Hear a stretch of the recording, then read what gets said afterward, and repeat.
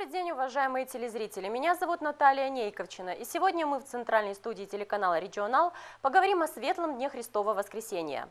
Христос воскрес! Воистину воскрес! Такими словами приветствуют друг друга в пасхальное утро жители многих стран мира. Правда, произносят они это на разных языках и преподносят с учетом разных традиций. Оказавшись за границей, не удивляйтесь, увидев вместо церковной службы карнавал, вместо кулича жареного цыпленка, а вместо традиционных символов в виде курочек и зайцев чудных зверюшек билби. Какие пасхальные традиции в нашей стране, попытаемся выяснить сегодня. Но прежде я хочу представить коллектив из Республиканского центра детей и молодежи, который пришел сегодня к нам в студию для того, чтобы поздравить наших телезрителей со светлым днем Пасхи. Детки, что вы сегодня нам приготовили? Красивую песню «Христос Înviat». Păjalsta. Au venit sărbătorile cele sfinte, ouă roșii ca florile, sunt cu minte, ești cu minte. Hristos a înviat, adevărat a înviat, și țara a înviat, cu adevărat a înviat, și țara a înviat, cu adevărat a înviat. Îmbezesc rămurelele în grădină, se întâlnesc nemurelele cu lumină, în lumină. Hristos a înviat, adevărat a înviat, și țara a înviat, cu adevărat a înviat, și țara a înviat, cu adevărat a înviat.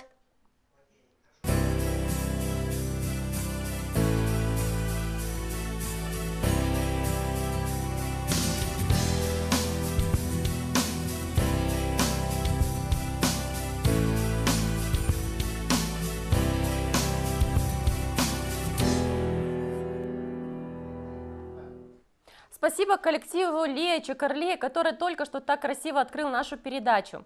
У нас в гостях Диана Никогла, старший научный сотрудник сектора этнологии гагаузов Института культуры и наследия Академии наук Молдовы, доктор истории. Добрый день, спасибо, что пришли к нам в гости.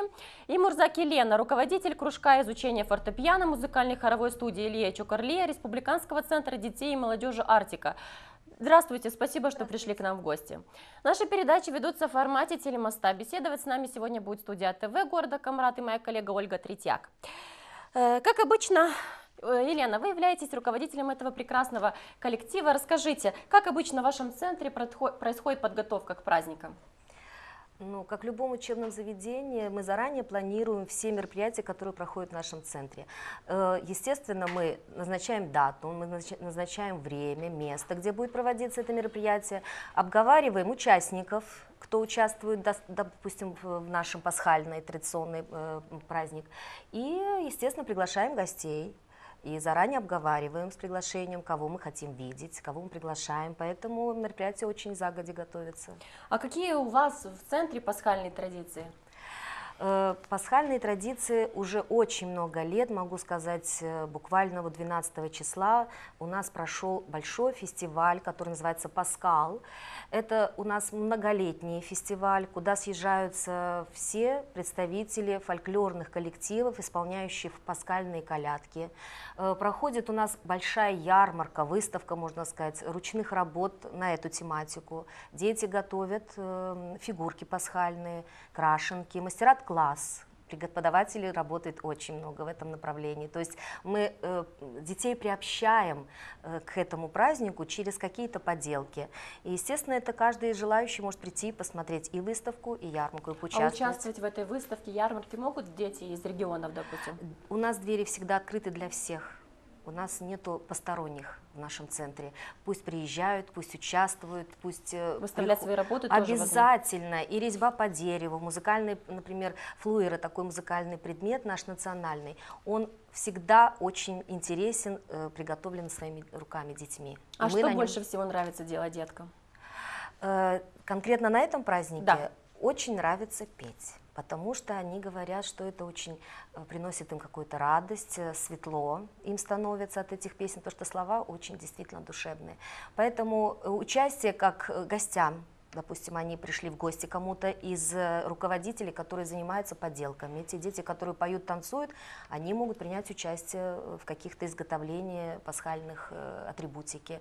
И сам празднество, которое происходит у нас в центре, это всегда очень подготовка идет активная, интересная, и дети принимают участие самое-самое активное. А какие праздники в вашем центре намного ярче всех празднуются, и что больше всего в вашем центре привлекает детей? Как вы думаете? Ну, сказать одним словом очень трудно, потому что наш центр вообще настроен на то, чтобы не только духовно их развивать, но и таланты, их способности в любых направлениях. Дети, которые приходят к нам в центр, они чаще всего находят то, что им интересно. Они находят то, что их привлекает, то, что они умеют, а может быть даже не умеют, но научатся благодаря нашим преподавателям. Кроме этого, дети наши получают не только воспитательные, учебно-воспитательные образование, но и духовное. Вот сегодня, например, у нас буквально через несколько минут будет очень интересно, в этом году впервые мы открыли уличную библиотеку. Это куда может каждый желающий положить книгу, для тех, кто может взять, прочитать и передать другому, так у нас и называется эта акция, почитай и передай другому. То есть мы хотим привлечь детей и к такому целеустремленному желанию читать книги. Поэтому мероприятий ярких очень много. И День защиты детей 1 июня проходит очень ярко, массово, с красками, с атрибутиками, где дети могут пройти по аллеям сладостей. У нас есть аллея сладостей, аллея игрушек, аллея конкурсов, аллея музыки, песни. В общем, приходите в гости, вы увидите, у нас яркие праздники все время. Спасибо. Госпожа Никога, расскажите, какое значение имеет Пасха для христианского мира? Я, конечно, лицо не духовное, поэтому я буду отвечать, беседовать мы будем, я буду отвечать на вопросы как исследователь. Пасха – это праздник очень знаменательный для огромного количества людей на земле. Это для всего христианского мира. Это не просто праздник, это знаменует собой это событие появления новой идеологии, в основе которой лежит всеобщая любовь и всепрощение. Я думаю, что, так философы пишут, по крайней мере, те, которые исследуют эту область, они говорят, что предопределено было это пришествие Иисуса Христа как Спасителя мира, потому что именно христианство не могло не появиться в тот момент. Среди этой всеобщих войн, крови, несчастий, которые были на тот момент, должна была появиться какая-то эта новая мысль, новая идеология, которая бы начала воспитывать людей, примирять их, воспитывать их по-новому и прививать им идею этой всеобщей любви. И, в принципе, что такое Пасха и что такое христианство? Потому что именно христианство, появление, у нас ассоциируется с Пасхой, с праздником Пасхи. Это не просто новая идеология, это новая цивилизация, формирование новой цивилизации, формирование новой культуры. И эта культура христианская впоследствии предопределила облик этнокультурный очень многих народов, и в том числе их менталитет. Как народы празднуют обычно Пасху? Это все по-разному празднуется, и вы знаете, у каждого народа есть свои особенности, потому что истоки самой Пасхи восходят к очень древним временам. И эти все праздники, они формировались еще задолго до появления христианства и самой христианской Пасхи. И народные праздники и христианство, они слились. Получился такой некий синкретизм, христианско- и дохристианский синкретизм, и он лег на эту почву, на славянскую, на германскую, на романскую, еще на кельтскую. И у каждого народа свои какие-то особенности. Кто-то празднует карнавал, ряженые маски, там в масках народ выходит на улицы, кто-то разжигает разжигает костры. Вот греки, например, разжигают костры на площадях. Вот на Кипре, на греческой стороне Кипра, формируется такой высокий костер в 2 метра высотой и зажигается. И он вообще горит на 4 метра, взвиваясь вверх. Почему же Да. вот мы сегодня, наша традиция, почему мы печем куличи и красим яйца? С чем это вызвано? Кто придумал и кем это вообще было установлено? Опять же, это идет из древности, еще задолго до христианства. И в этом заложен смысл, тот, что положен вот такой вот элемент о воскресающих, умирающих и воскресающих богах, богах плодородия. И все это легло на почву христианскую. И красим почему куличи? Потому что яйца почему красим? Потому что яйцо символизирует это жизнь, это символ жизни. И мы знаем вот этот библейский сюжет, когда Мария возвещала о том, что Христос воскрес, и тот, кто не верил, увидел, что яйцо окрасилось вот в этот красный цвет. Это символ жизни, символ возрождения. А кулич, вот пасхальный, который выпекается, да, практически всеми народами, которые исповедуют христианство, да, он тоже по сути своей означает тело Христово. Ну и вино, которое выпивается в эти дни, это кровь Христова. Это вот такой символ. Испивая вино и вкушая именно кулич пасхальный, люди как бы причащаются, они приобщаются к той великой миссии, которую выполнил Иисус Христос. То есть Он взял на себя все свои грехи, все грехи всего мира и спас мир от грехов, да? Призывал спасаться от грехов. Что готовят у нас в Молдове к пасхальному столу? Какие блюда? Самые разнообразные блюда. Это, нужно, чтобы пасхальный стол был очень обильным. Здесь присутствует прежде всего и пасхальный кулич, пасхальные яйца. Они начинают трапезу. Вот эта трапеза начинается именно с вкушения вот этих продуктов. Кроме того, повсеместно готовится барашек запеченный. Чаще всего этого барашка запекают целиком, чтобы он был целиком запечен. Да? Это молдаване делают на севере. Очень популярен пасхальный барашек, ягненок, то есть, да? И гагаузы, и болгары, и молдаване, и украинцы. Украинцы, особенно на юге, тоже барашка запекают. Но популярны также и уместные блюда из свинины. Все это символизирует плодородие. Это плодородие, потому что вот свинья, мясо свиное в обрядности, не только в пасхальной, это символ плодородия. И в Румынии, допустим, значит, запекают это поросенка и в рот его вставляют корень хрена. А это тоже все символизирует плодородие. Потому что что вот означает эта совместная трапеза на Пасху? Это большое значение. Тут очень много аспектов, и прежде всего это воспитательное значение. Вся семья садится за стол после освящения Пасхи в церкви, вся семья садится за стол, и старший человек в семье, это, как правило, мужчина, или старшая женщина, бабушка, я говорю, как у гагаузов и болгар, происходит чтение молитвы, и потом все приступают к трапезе, да, это чокаются яйцами, да, вкушают яйца, кусочек Пасхи, и потом начинают употреблять остальные блюда на столе, которые сервированы на столе. И в принципе, какой смысл? Всех объединяет вот это событие воскресения Иисуса Христа. И все сопричастны к этому событию. Все сидящие за столом, они демонстрируют вот эту сопричастность и вот это неравнодушие к этому великому празднику. А есть у нас какие-то национальные особенности в праздновании этого праздника? Национальные особенности, вы знаете, у разных народов по-разному, очень сложно вычленить вот эти именно национальные особенности, как у гагаузов, как у болгар, как у молдаван. Я вам хочу сказать, что вот такого глубокого исследования, сравнительного исследования, которое показало бы, какие это особенности, до сих пор еще не написано, потому что это огромнейший материал. Помимо того, что есть какие-то отличия между молдаванами, гагаузами, болгарами, украинцами, есть еще масса локальных отличий. То есть в каждом селе свои какие-то обычаи. Очень хорошо об этом говорит молдавская пословица «Кыти бурдея, тыти де обичей». Вот. Поэтому... То есть можно сказать, что на севере, юге и в центре, в принципе, одни и те же традиции. Да, одни и те же традиции, естественно, с какими-то своими дополнениями, особенностями. Но я говорю, что вот эта страница еще ждет своего исследования.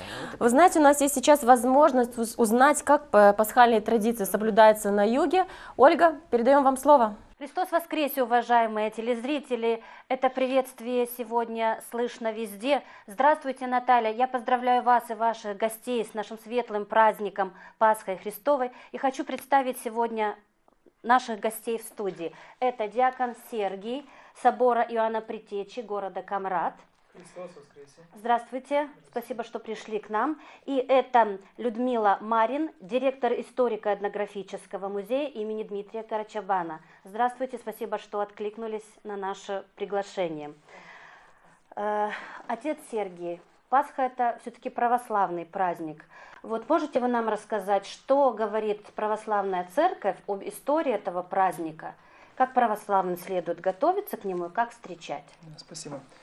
Само слово «Пасха», начну с самого начала, означает или переводится как «проходящий мимо». Еще в Ветхом Завете, когда еврейский народ находился под пленом египетского фараона, в то время они работали на фараона, на египтян, язычников, и тем самым работали им зря. И вот когда Моисей пришел освободить свой народ по Слову Божию, то Господь произвел 10 кар на египтян, народ, который не хотел освобождать этих еврейский народ от этого плена, потому что рабочая сила бы пропала бы.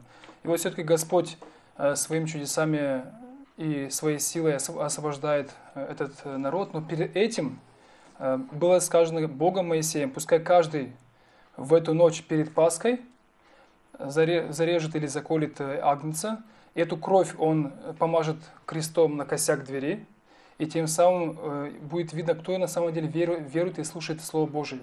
И после этого утром проходил ангел Господень. Те двери, которые не были помазаны, означают, что человек неверующий еврей, неверующий человек, который не слушает Слово Моисея, значит, не слушает и Слово Божие. И та семья иудейская была уничтожена ангелом. И вот на утро Моисей с оставшимися евреями, верными, он отправляется в путешествие, освобождая этот народ, и проходит через Красное море. И там, как мы знаем по сюжетам, открывается море на две части, и народ проходит. И вот с того момента начинается слово «Пасха», что ангел прошел мимо и не уничтожил верного человека.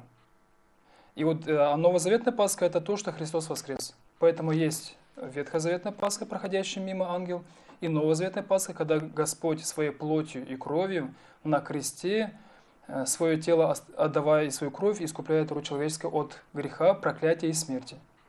И хотелось бы, пока не забыл, хотелось бы поправить, что то, что сказала госпожа Диана, она говорит о том, что в Библии написано о том, что Мария Магдалина красное яичко показала. Это было в священном предании, но не Писании. Это для нас важно, поэтому мы поправляем. Для церкви это важно, наших знакомых. Все-таки главный праздник христиан Пасха наступает после Великого Поста. Это очень строгий пост. И расскажите, пожалуйста, вот как он проходит, и есть ли какие-то послабления поста, для кого они существуют, если есть такие? Сам Великий пост был установлен своим Богом. Мы знаем, что Господь перед тем, чтобы креститься от Иоанна Крестителя, он пошел в пустыню. И там находился 40 дней, 40 ночей, ничего не вкушал, ничего не пил. И там же производилось искушение Иисуса дьяволом. После этого, когда Господь выходит на проповедь, он крестится от Иоанна и начинает свою миссию, проповедь, 3,5 года. После того, как Господь вознесся, это на 40-й день после Пасхи, все апостолы повторяли этот подвиг. Естественно, что они вкушали еду, но уже с таким строгим образом. И также в 51 году, это написано в Деяниях апостольских в Библии, что апостолы установили был собор такой, где они решили, и написано 85 правил. Одно из них написано, что всякий христианин, который себя считает христианином, должен подобно Христу, подобно апостолам, держать Четверодесятницу, 4, 10, 40 дней. И плюс эту Страстную Седмицу получается 49-47 дней. Поэтому это не прихоть какого-то священника, не прихоть какого-то собора, а именно апостольское решение, которое тянется с 51 года 1 века. Отец Сергей, сейчас мы посмотрим сюжет, который сняла наша творческая группа, как комарачане готовились к Пасхе, а потом вы скажете, что говорит по этому поводу церковь. Мы просим центральной студии показать сюжет. Слово «Пасха» пришло к нам из греческого языка и означает «прихождение, избавление». Ни на какой праздник так весело и радостно не звучат во всех храмах колокола. Звон колоколов знаменует нам о духовной радости верующих, о победе над врагами для нашего спасения. Пасха Христова – это есть праздник для всех. Очень красивые слова говорит наш великий учитель церкви, святитель Иоанн Златоуст.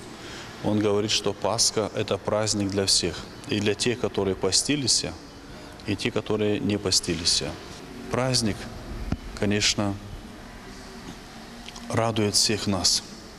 Он всем дает возможность исправиться и жить благочестиво. Православие – это одно из флагманов нашего народа. А в православии пасхальные праздники – это частичка того сохранившегося святого, что есть в душе каждого. Я бы хотела в этот красивый солнечный день поздравить всем, красиво встретить эту Пасху, красиво провести все пасхальные праздники и дожить в крепком здравии до следующих пасхальных праздников. Как и любой большой праздник, на Светлое Христово Воскресенье приходится много обычаев и традиций. Светлый праздник Пасхи все любят еще с детства. Он освящен солнцем и каким-то особенным теплом. Это самый долгожданный, наверное, праздник. Я обожаю вообще Пасху. И мы все радуемся этому дню. Все. Как справляете этот праздник? Ну как, печем Пасху, красим яички, символ крови Иисуса Христа, который разлилась. Стараемся праздновать самое большое воскресенье в году, этот праздник. Ну, как обычно, мы встречаем Пасхи всеми своими родственниками, а родственники мои дети, невестки, внучки, все наши. Есть день наш, который они приходят, и мы празднуем вместе Пасху встречаем. Традиционно, как и все, то есть ходим в церковь, готовимся к этому делу. Я, правда, пост не держу, если честно. Я сам как бывший военный, еще с каких-то таких вот времен меня так научили, что, в принципе, для военных и людей, допустим, больных это не обязательно. Главное, это внутреннее где-то какое-то очищение. И если я чувствую, что внутренне я чист, душа чище, это самое главное. На всей земле люди готовятся к земным праздникам. И тем более нужно готовиться к такому событию, как Пасха. Внутренняя подготовка заключается в борьбе путем покаяния с грехами, осознании и преодолении их. И тогда действительно Пасха – это радость, это награда человеку. Как нужно правильно встречать православным Пасху? В первую очередь, чтобы человек почувствовал духовную радость, а не просто телесную, поев колбасу с маслом или чем-то, и другие разновидности, нужно почистить свою душу на самом деле. Каждый человек, который ждет свой личный праздник, день рождения, свадьбу, он делает порядок в доме. И не только в доме, и вокруг этого дома. Вот также и встречая Пасху, нужно почистить свою душу. Когда человек говорит, что у меня нет грехов, это уже ложь, он сам себя обманывает. Грехи у всех есть, нет человека, который бы был без греха, кроме Христа. И об этом должен человек думать каждый день.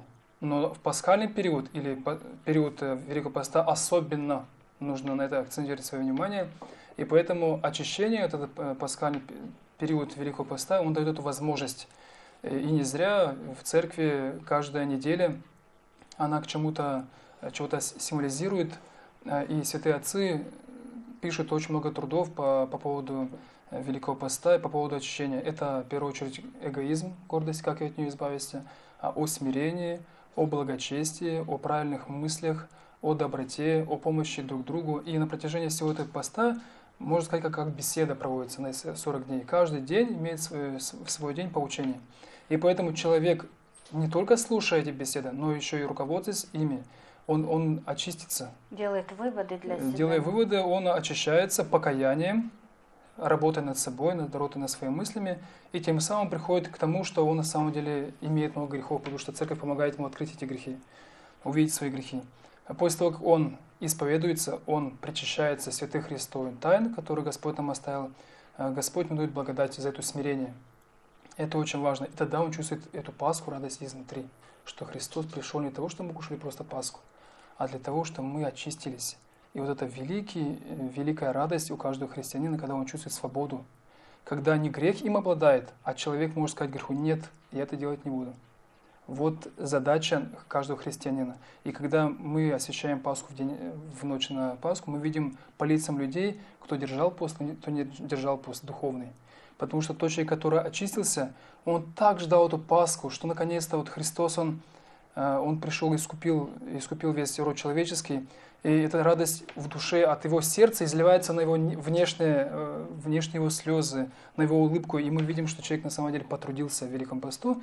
А люди, которые, естественно, что уже плотское отношение к Пасхе, и они тоже чувствуют Пасху, но не такую. Спасибо. Людмила Дмитриевна, вот вы как человек, который очень бережно, трепетно относитесь к народным традициям, что можете сказать, как встречается Пасха у нас у гагаузов? В отличие от многих праздников, которые соблюдаются жителями земли, я бы сказала, что пасхальные праздники особо почитаемые и особо соблюдаемые в качестве именно и порядка соблюдений, и именно некоторых традиций, которые должны обязательно в обязательном виде исполняться. Каждый день имел, и сегодня тоже, конечно, в большинстве, имеет свой вид работы, да? Свой вид работы, что должен делать человек. Обязательно, если взять, то Пасха должна, по преданию, должна быть испечена именно в четверг. В пятницу красились яйца. В субботу обязательно было предпасхальное обновление дома. Конечно, выносилось...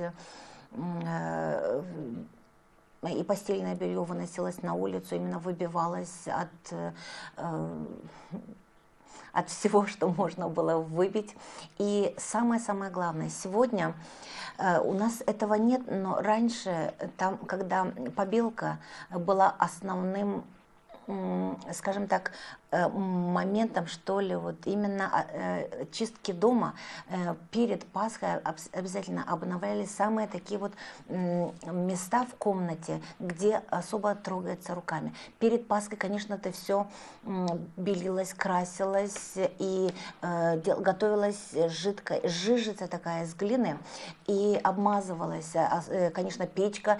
А в субботу именно вокруг дверей, и в субботу печка, сама печка, вокруг печки тоже все освежение вот этой маски было для того, чтобы абсолютно чистый дом и чистое, вот как отец Сергий говорил, именно чистое внутри, очищенное внутри, это все, чтобы Пасха пришла и в душу, и в дом. И действительно, я очень рада, что можно констатировать, из года в год люди все больше и больше возвращаются к тем традициям, да, которые были именно родителями, прародителями, они были установлены и сейчас сохраняются и восстанавливаются. А что вы можете сказать, вот обычно какие блюда готовятся на застолье в первый день Пасхи? Да, кроме того, что вот Диана Евгеньевна только перечислила, действительно обязательно Пасха, но просто у нас, вот сегодня очень красивая Пасха у вас на столе. Да, но... еще хотела спросить, вот это вот, по-моему, да, тайная вечеря, если я какая-то пасхальная картинка здесь, а вообще-то принято яйца красить именно красным цветом. Сейчас, секундочку, о Пасхе немножко. У Пасхи всегда, вот во всяком случае, у нас Пасха не должна, рецепт Пасхи не должен был отходить от традиций. Никакого изюма в Пасху не ставилось, ни вот украшения, только яичным белком взбитым еле-еле красили, мазали именно кулич сверху, для того, чтобы как, чтобы немножко блеск был, но внутри только чисто мука, чисто яйца и сахар. Молоко, но просто никаких других добавок, ну кроме еще специй определенных, никаких других добавок не было. Ни сливочного масла. Растительное, конечно, ставилось, но сегодня есть некоторые добавки, которые, но это, конечно, другое. По поводу яиц, да, в основном яйца красились только в красный цвет. Это сейчас фантазия людская, она уже расширила все, скажем так, цвета радуги, все воплощаются именно в этом изобилии. Но раньше среди крашеных яиц всегда были писанки. Обязательно. Это вполне возможно идет из того языческого мира, который наш народ пережил в прошлом. Говорят вот по преданию, что были в селах люди, которые, зная историю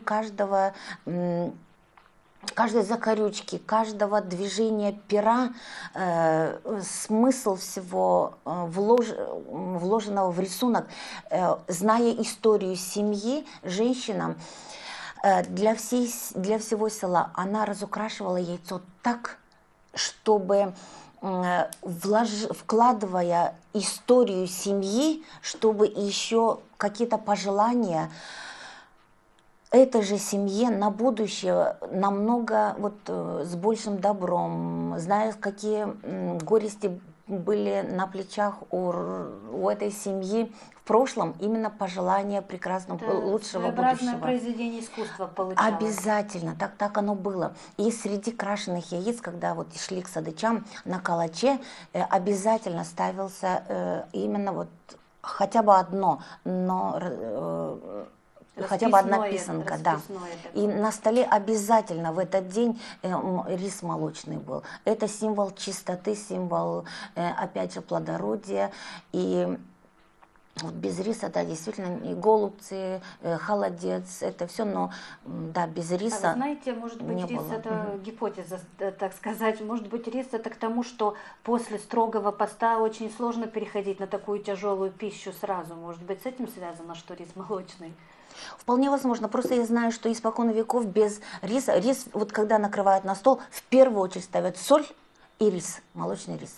Все остальное вот потом добавляют, чтобы стол был красивым. И, как Диана Евгеньевна сказала, он должен быть обильным, да. Спасибо большое. Мы еще продолжим нашу беседу. А теперь мы передаем слово центральной студии. Наталья, передаем вам слово. Уважаемые гости, вот такие вот традиции на юге нашей страны. Госпожа Мурзак, что вы можете сказать по поводу увиденного? Я очень внимательно слушала, но мне хочется сказать, что помимо того, что каждый православный человек, готовясь к этому светлому празднику, исполняя все обычаи и традиции, на мой взгляд, мне кажется, чтобы у каждого человека главное то, что у него в голове, и то, что у него в душе и в сердце. И то, что этот праздник ассоциируется с надеждой, с верой на будущее. Каждый человек должен задуматься, как он живет, что он делает в этой жизни, кому помогает, кого любит. И мне кажется, он должен нести всю свою жизнь доброту, а в этот праздник особенно задуматься. Спасибо. Госпожа Никогла, что вы можете добавить? Ну, во-первых, очень впечатляет, как люди воспринимают этот праздник. Вот там на улицах брали интервью на юге у нас там. И, конечно, это очень приятно, что люди действительно неравнодушны к этому. Они сохраняют традиции своих предков, и, естественно, тем самым они приобщаются к какому-то светлому, чистому, высокому, то есть всему этому смыслу, который несет вот этот праздник, светлый праздник Пасхи. Ну и Людмила Дмитриевна очень хорошо и подробно рассказала о традициях гагаузов, о том, что готовят тоже на Пасху. Ну вот хочу добавить из своих воспоминаний, как вот этот пасхальный кулич замешивала семья моей бабушки гагаузки. Я сама из смешанной семьи, бабушка гагаузка и бабушка украинка. И вот все пасхальные куличи выпекала бабушка гагаузка. И это тесто замешивалось всей семьей. И мужчины в этом тоже участвовали. Продолжалось это очень долго. И чем дольше замешивалось тесто, тем вкуснее получался кулич. Я никогда не забуду, когда разламываешь вот этот козунак, да, козунак называется, то это тесто как бы слоями отделяется. Невероятно вкусное. Более я ни у кого не ела вот такого вкусного пасхального кулича, как у своей бабушки. Да. Действительно очень это интересная очень традиция. интересно, да. Давайте сейчас ознакомимся и посмотрим, как празднуют День Святой Пасхи в странах других.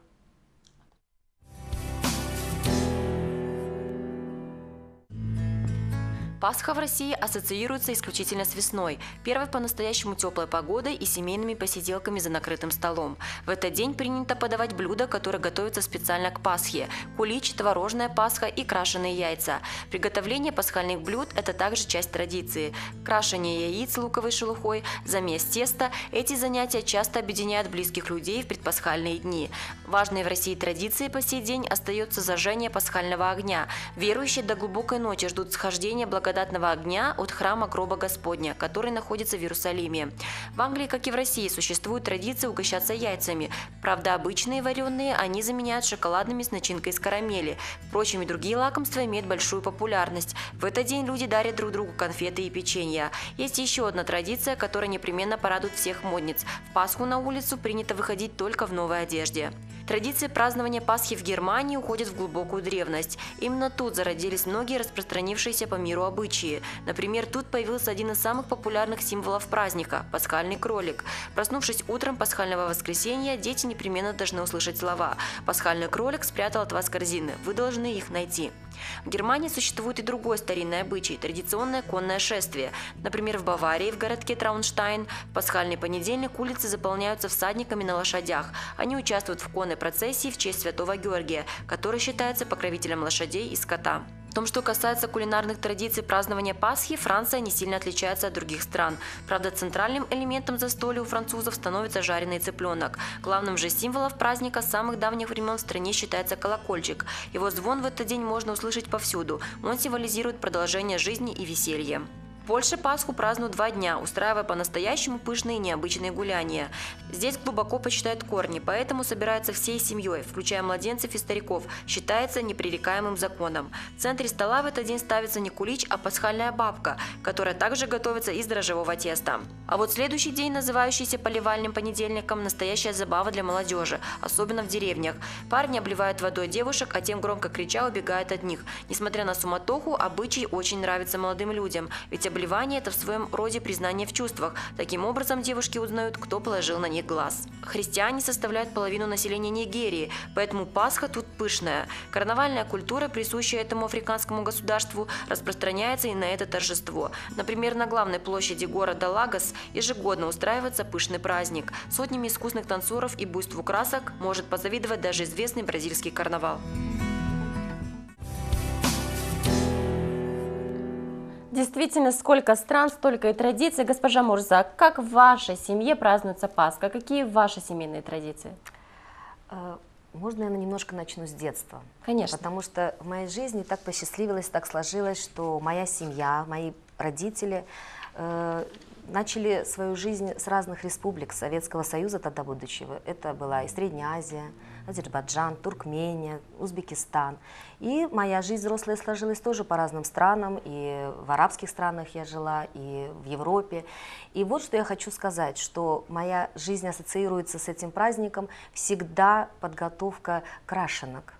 Вот почему-то нам, детям, и особенно других национальностей, было интересно раскрашивание яиц. Сейчас это богатое разнообразие раскрашивания, может быть, это и интересно, и правильно, но тогда у нас было просто цветное яичко, может быть, красного цвета, может быть, желтого. И мы придумывали с детьми разные игры с этими яйцами, и я это очень хорошо помню. А в моей семье сейчас, я бы не сказала, что мы очень такие религиозные, в церковь мы ходим, может быть, даже и службу можем отстоять, но так как готовимся мы к этому празднику, все-таки мы стараемся думать о словах, когда мы говорим, что мы говорим в эти дни.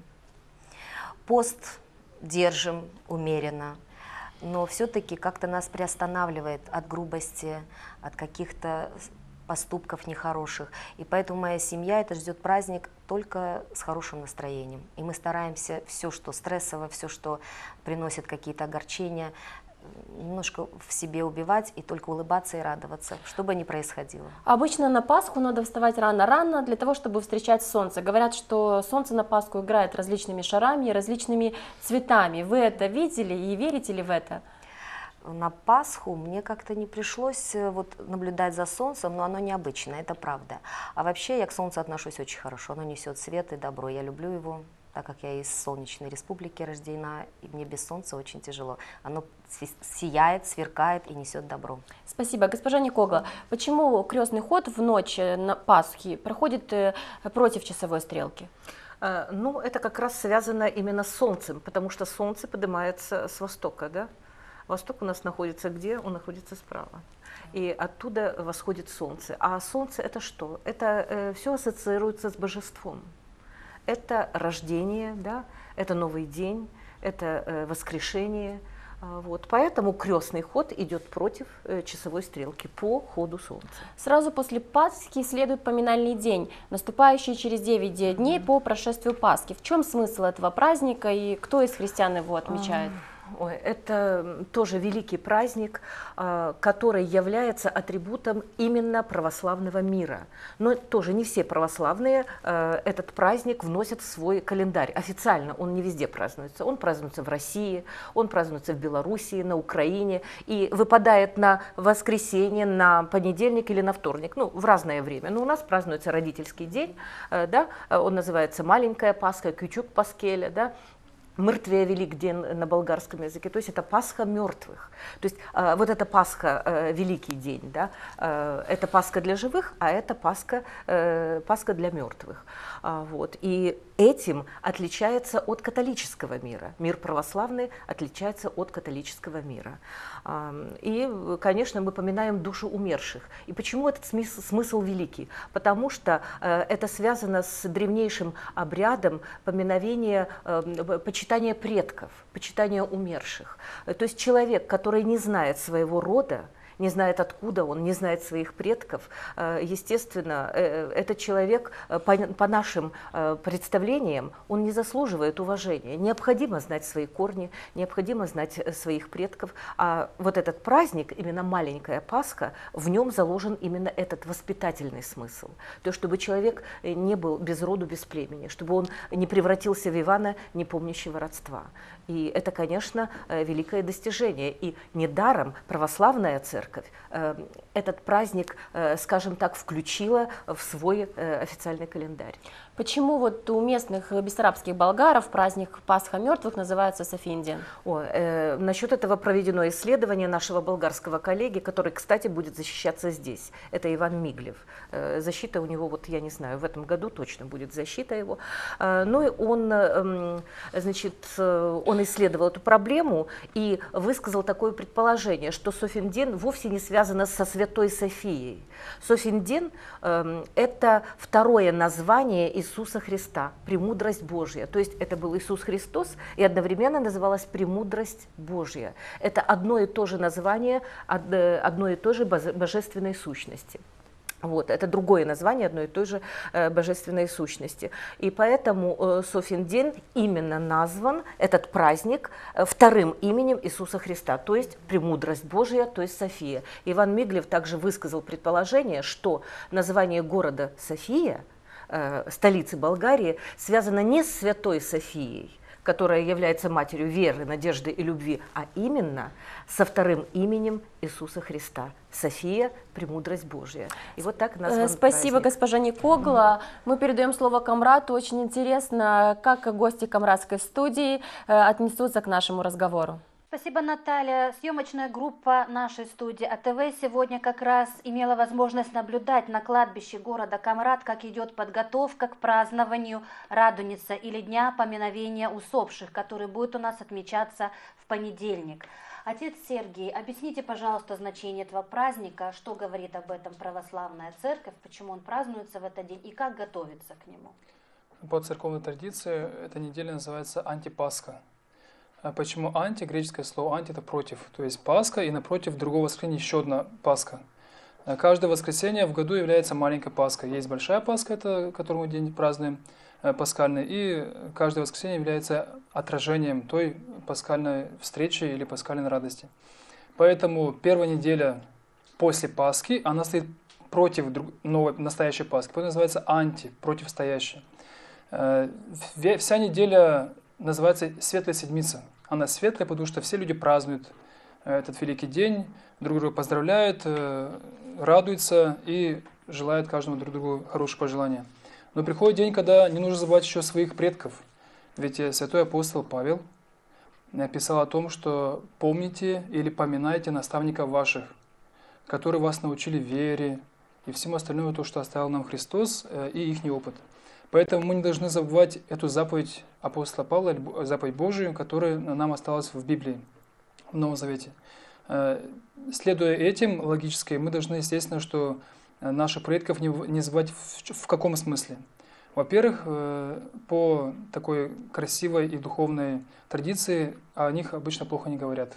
Как бы они ни были, нужно смотреть на хорошую сторону, и это хорошо. Не нужно забывать о том, что в каждом человеке есть хорошие черты, какие-то даренности Божии в каждом человеке, и их нужно черпать из памяти наших предков и их делах. Как это происходит? Если человек, допустим, родственник был добрым или милосердным, это нужно помнить и друг другу это говорить и передавать своим поколениям о том, что и мы должны повторять этот подвиг наших родственников. Во-вторых, мы должны молитвой поминать их, потому что у Бога нет мертвых. Об этом говорит Священное Писание, что у Бога все живые. То, что они перешли в другой мир, это не означает, что они мертвые. Всего лишь телом они уснули. Но когда придет второе пришествие, каждый воскреснет и будет в одном возрасте. И живущие на земле во время пришествия Христа, и усопшие, неважно какого времени, они все восстанут, и будет общий суд. Поэтому мы все живые, и мы имеем возможность в наше время, мы живые, молиться за своих усопших. И об этом говорит Святая Церковь, о том, что традиция поминания усопших есть в Библии, в неканонических книгах. И еще еврейский народ после битвы, когда умирали евреи, то их жены поминали и приносили дар Божий за этих усопших. И также, как я только что говорил, что апостол Павел об этом говорит, о упоминании усопших. Поэтому молитва всегда должна быть Это в Библии, а вот сегодня, как православные отмечают этот день, согласно... Да, сегодня также люди, празднуя Пасху, готовятся к антипасхе, в Малой Пасхе, и идут на кладбище, убирают, чистят, белят, освежают, да, как это было дома, так и здесь. И возносят молитвы, приносят дары, вот эти пасхальные куличи, яйца, и друг другу раздают.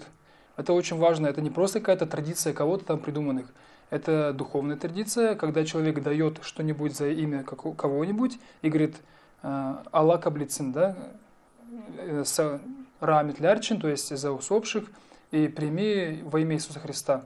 И человек, когда принимает, говорит «Аллах каблицин», то есть пускай Господь примет эту жертву, и тем самым человек, принимающий этот дар, он возносит молитву за того усопшего. Вот это красивая церковная традиция. Естественно, что в наше время люди все стараются соблюдать этот праздник, но тем самым забывая, какой смысл в этом ставится. И хотелось бы всегда об этом напоминать людям, что, естественно, это духовная молитва, духовный смысл того, что люди дают друг другу. Не важно что, кулич ли, какую-то вещь или какие-то материальные средства, денежные, не важно. Главное, что человек это дает чисто сердцем, ради того человека, который умер, но не успел все дать, как бы, что бы хотелось бы, что Господь принял эту молитву за усопших. Вот вы сказали, отец Сергий, что вся неделя – это светлая праздничная неделя. Я хотела бы задать такой вопрос. Какое значение имеет вообще колокольный звон на Пасху? Я слышала, что это какой-то особенный звон. Что он? Сам история колокольного звона – это созывает людей. Это колокольный звон, который пошел в XI веке на Руси и пришел из Запада, католичества, к нам. А до этого были билы, медные такие пластины, по которым стучали. И сам колокольный звон, естественно, он отражает и миноры, то есть похоронные, да, и естественно, что когда он пасхальный период приходит, то в знак или символики такой радости, такого, что нельзя молчать, нужно всем сказать, что это большая радость. Люди и дети по традиции церковной всю неделю звонят беспрестанно, когда им захочется. Естественно, есть ночной период, когда нельзя шуметь, и период службы. Как только закончилась служба, все, дети у нас на очереди стоят, чтобы позвонить как бы это было красиво, некрасиво, каждый ребенок тянет за эту веревочку и восполняет эту радость духовную, отражая вот этот звон. Поэтому еще хотел бы сказать, интересно, что есть медики, которые доказали, что в окружении этого колокола при звоне умирают бактерии.